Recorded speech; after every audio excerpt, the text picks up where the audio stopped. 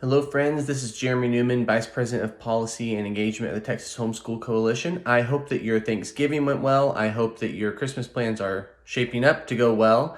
And you guys may have seen or heard that we've had some drama in the Texas legislature over the last couple of weeks. I wanted to update you guys on that.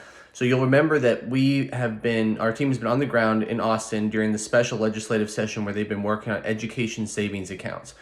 ESAs are a program where money that is normally allocated for a child at the public school would instead be placed into a savings account where a parent can draw from those funds to pay for other forms of education.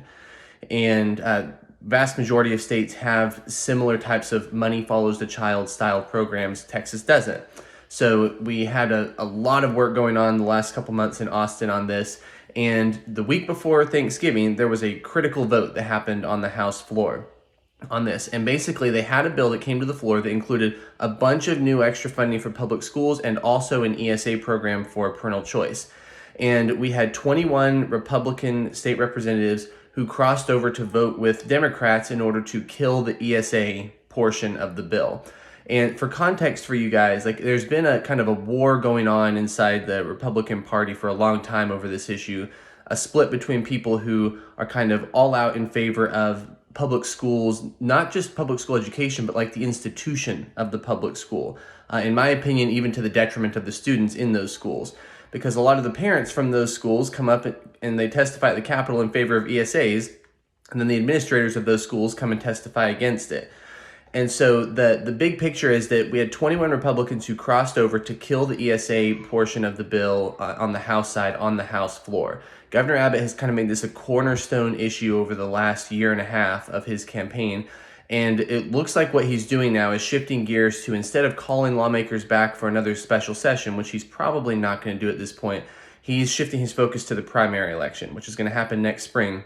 And of those 21 Republicans, 5 of them have already announced retirement, that they're not going to run again. And I think it's because they know the backlash they're going to get in their district because of that vote. Because the polling shows that the vast majority of people from every political demographic and every ethnic demographic in Texas support ESAs. So these people are going to have a hard time justifying that vote to their voters back in their district. So 5 of them have already retired. You only need to pick up 12 votes in order to actually win that vote again on the House floor. So those 5 people are likely going to be replaced by people who are pro-parental choice. And Abbott has already started announcing endorsements against other of those 21 lawmakers to try and support candidates who are challenging them to overthrow them, so that during the next legislative session in the spring of 2025, we'll have a new crop of candidates or new crop of legislators in there who are going to support parental choice instead of killing it. So all of that is to say that there's a high probability at this point that the parental choice vote is going to be one of the deciding issues for a lot of races during the political season, the primary season next spring, and that the outcome of those races will determine the success of the policy during the spring of the 2025 legislative session. So I would still consider myself optimistic. In fact, in some ways, I would think it's inevitable that this is going to pass at some point, because there's just too much support. As I mentioned, every political demographic and every ethnic demographic, majorities of them in Texas, support it. So it's just hard for lawmakers to hold out for a long time against that type of support. And so I think inevitably it will happen.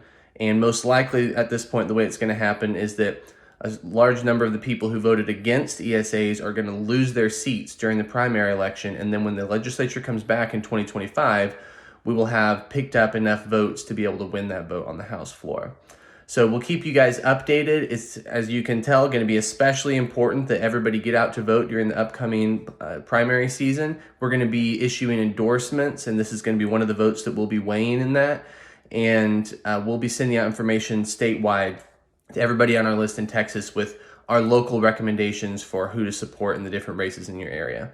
So we'll keep you guys informed. Hope you have happy holidays, and let us know if you have any questions. Thanks, everyone.